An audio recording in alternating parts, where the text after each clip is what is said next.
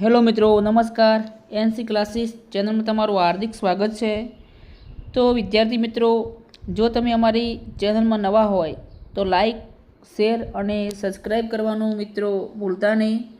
તો મિત્રો, આપણે તત્વજ્ઞાનની અંદર ચેપ્ટર 1 પૂરું કર્યું છે. જો કોઈ એમાં તમને સમસ્યા હોય તો મને જણાવજો, જેથી કરીને તમને હું 100% પ્રયત્ન કરીશ જવાબ આપવા માટેનો. તો મિત્રો, આજે આપણે દલીલનું રૂપ અને જે દલીલનું પ્રામાણ્ય છે એની વાત કરવાની છે. ચેપ્ટર 2 સંપૂર્ણ આ વિડીયોની અંદર મિત્રો સમાયેલું છે. બરાબર, આપણે 12 ગુણની અંદર પૂછાય છે આ ચેપ્ટર.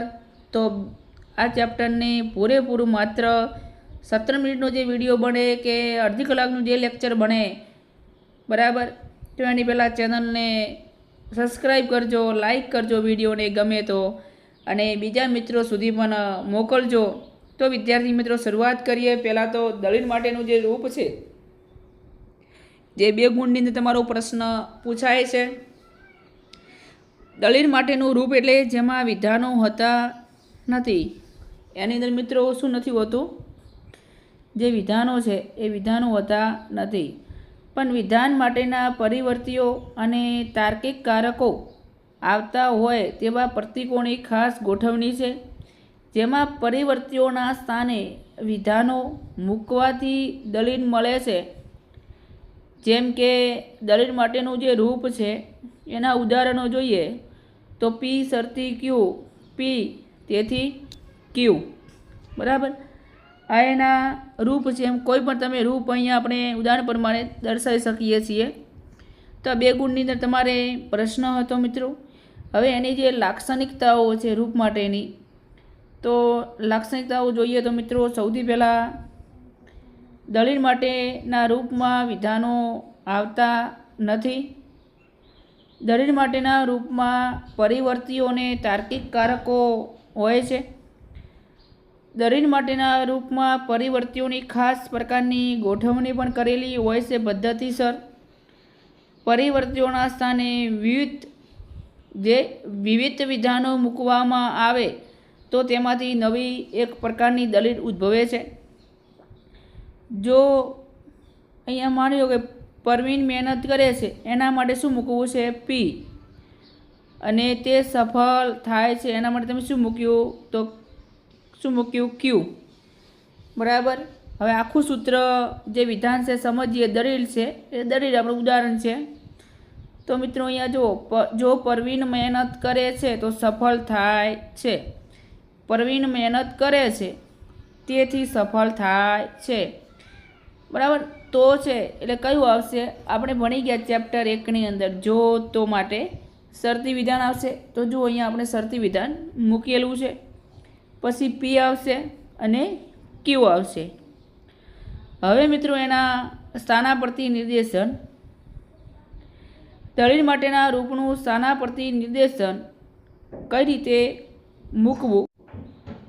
તો દલીલ માટેના રૂપમાં આવતા સ્થાનાપર્તિ નિર્દેશનની વાત કરીએ તો દલીલ માટેના રૂપની અંદર વિધાનો મૂકવાથી જે દલીલ મળે તે દલીલ માટેના રૂપનું સ્થાનાપર્તિ નિર્દેશન કહેવાય છે.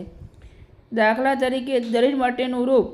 દલીલ માટેના રૂપનું સ્થાનાપર્તિ નિર્દેશન પી વિકલ્પન ક્યુ જોઈએ. કાં તો હું અમદાવાદ જઈશ અથવા મુંબઈ જઈશ. નિષેધ પી, હું અમદાવાદ જઈશ નહીં. મેં તમને મિત્રો પ્રથમ વિડીયોની અંદર પણ કહ્યું હતું કે નહીં શબ્દ આવે તો તમારે આગળ નિષેધ કરી લેવું. અહીંયા આપણે નિષેધ આગળ કરેલું છે. અને ક્યુ, આ તેથી શબ્દ આવે એના માટે આપણે 3 ટપકા મિત્રો કરવાના હોય છે. તેથી હું મુંબઈ જઈશ. હવે સ્થાનાપર્તિ નિર્દેશનની વ્યાખ્યાઓ છે મિત્રો. તો દલીલ માટેના રૂપમાં પરિવર્તીઓના વિધાનના સ્થાને મૂકવામાં આવે છે. એકના એક પરિવર્તીના સ્થાને એક જ વિધાન મૂકવામાં આવે છે. દલીલ માટેના રૂપમાં આવતા તાર્કિક કારકો બદલી શકાતા નથી. જે કારકો આવે એનો ઉપયોગ થાય છે, એટલે કારકો બદલી શકાતા નથી. તાર્કિક કારકોને સંયોગી કારક પણ કહેવામાં આવે છે. જરા ધ્યાન રાખજો મિત્રો. જુદા જુદા વિષયને લગતી દલીલો એક જ રૂપમાં રજૂ થઈ શકે છે. જે દલીલનું ઉદાહરણ અલગ અલગ હોય એક જ રૂપમાં રજૂ થશે. દલીલ માટેના કોઈ એક રૂપના સ્થાનાપર્તિ નિર્દેશનનો અનેક હોય છે.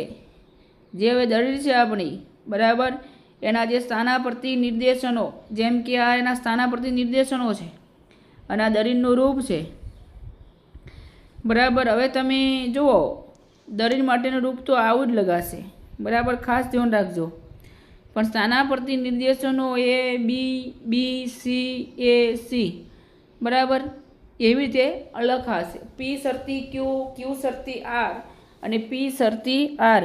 આ મિત્રો આગળ ચેપ્ટર 3ની અંદર આપણે ભણવાનો થશે HSનો નિયમ. HSનો નિયમ એટલે સૈદ્ધાંતિક સંવિધાનનો નિયમ થશે. સ્થાનાપર્તિ નિર્દેશનમાં તમે ABC પ્રમાણે લખી શકો છો, પણ ખાસ રૂપ આજે એના અક્ષર વિરુદ્ધ ન જવા જોઈએ. જો અહીંયા શું લખેલું છે,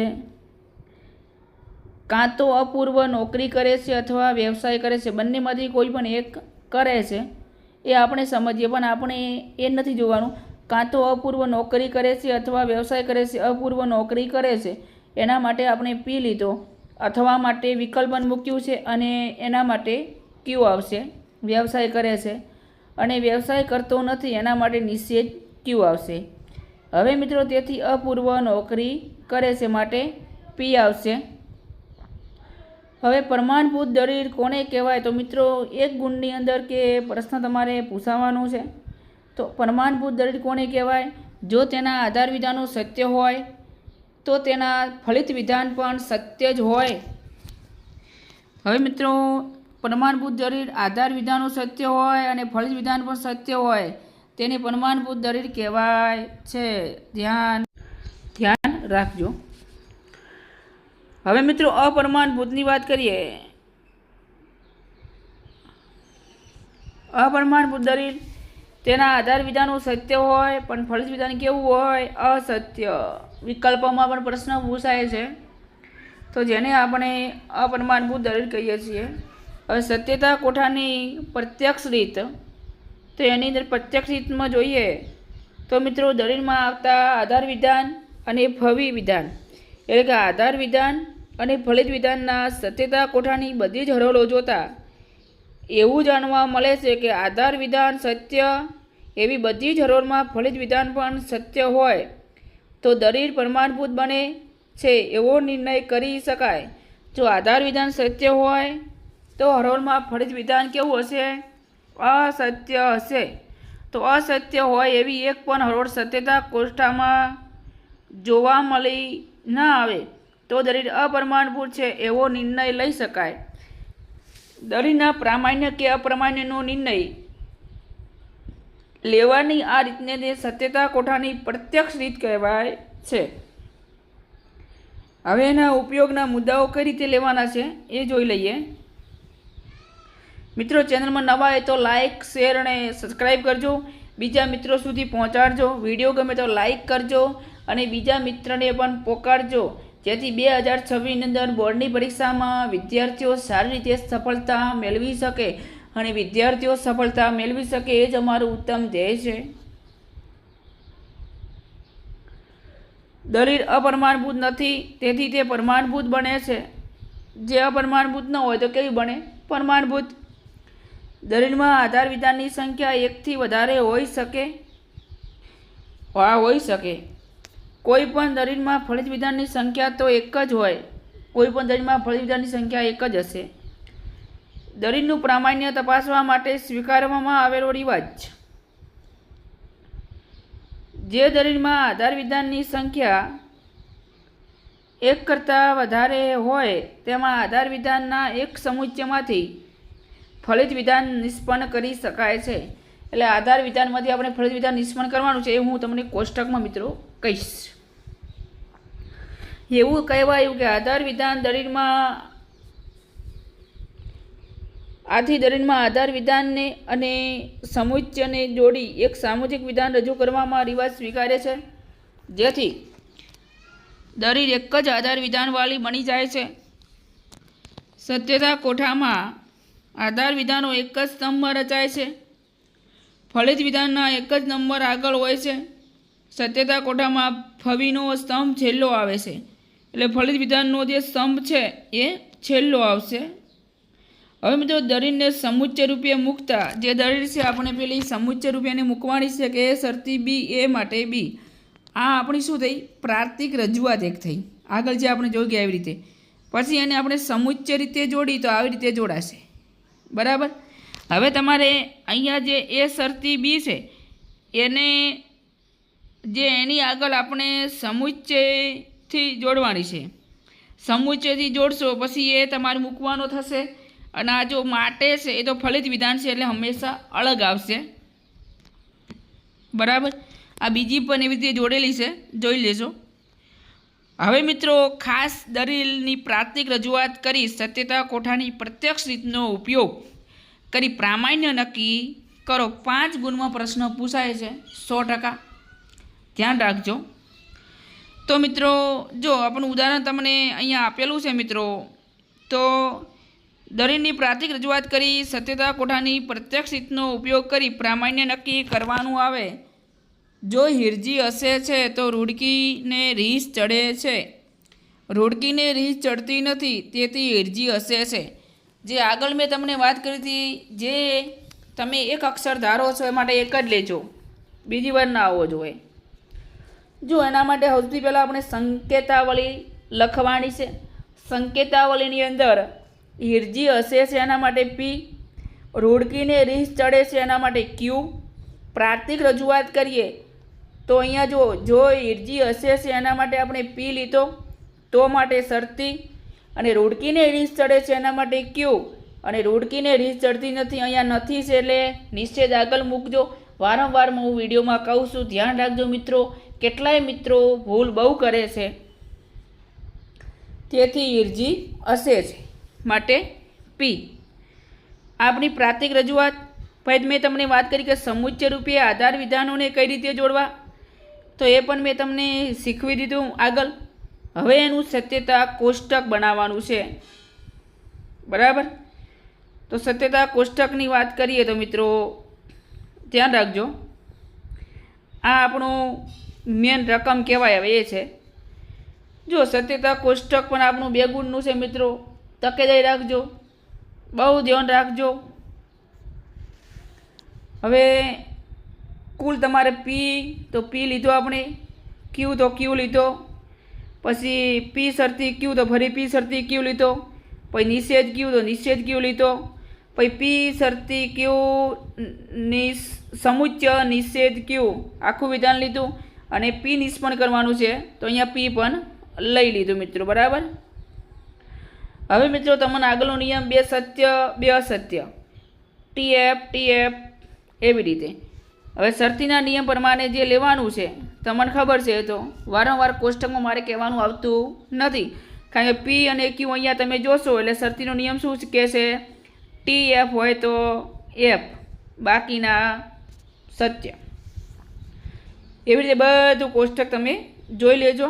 બરાબર. વિડીયો લોંગ ન મળે એટલા માટે હું શોર્ટ કરું છું. પણ કોઈ તમને ખબર ના પડે તો મને જોઈન કરજો, અવશ્ય હું તમને કહીશ. હવે મિત્રો એનું જો અહીંયા હવે તમને કોષ્ટક જે છે થોડુંક એમાં માહિતી હું હાલ દઉં તમને કે આપણે શું કરવાનું હતું. સત્ય અને એની સામે પણ કેવું હોવું જોઈએ? સત્ય હોવું જોઈએ. આધાર વિધાન સત્ય અને ફલિત વિધાન સત્ય હોય તો પ્રમાણભૂત દલીલ બને છે. બરાબર. પણ અહીંયા આધાર વિધાન અસત્ય છે, ફલિત વિધાન સત્ય છે. બરાબર. પહેલાં અસત્ય જોવાનું, સત્ય જોતા નહીં, નહીંતર છેતરાઈ જશો. સત્ય જોવાનું નથી કારણ કે અહીંયા સત્ય છે, અહીંયા અસત્ય છે. બરાબર. એટલે આવું પહેલાં અસત્ય નિહાળવાનું.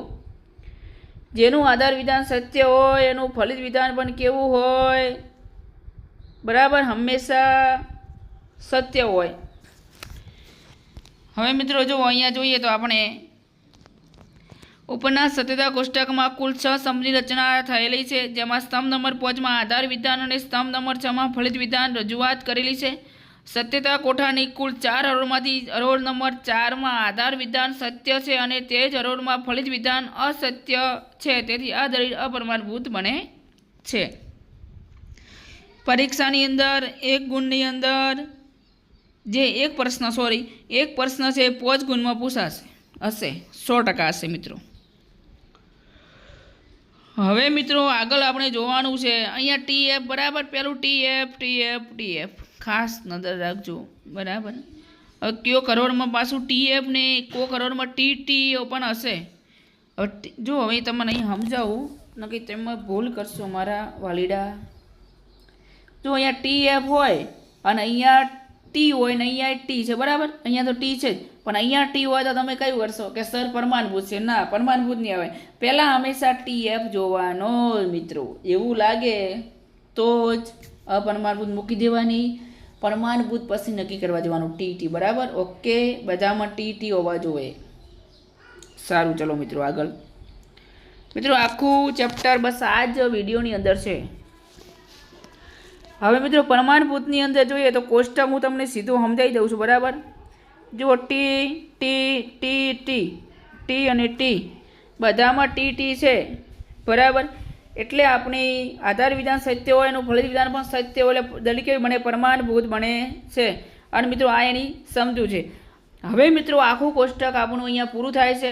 જો તમને વિડીયોની પ્રમાણભૂત અપ્રમાણભૂત ખબર ના પડી હોય તો મને કોમેન્ટ કરજો. અને વિડીયોની અંદર નવા હોય તો લાઇક, શેર અને સબસ્ક્રાઈબ કરવાનું ભૂલતા નહીં. મિત્રો ફરી નેક્સ્ટ વિડીયોમાં મળીશું. જય હિન્દ, જય ભારત.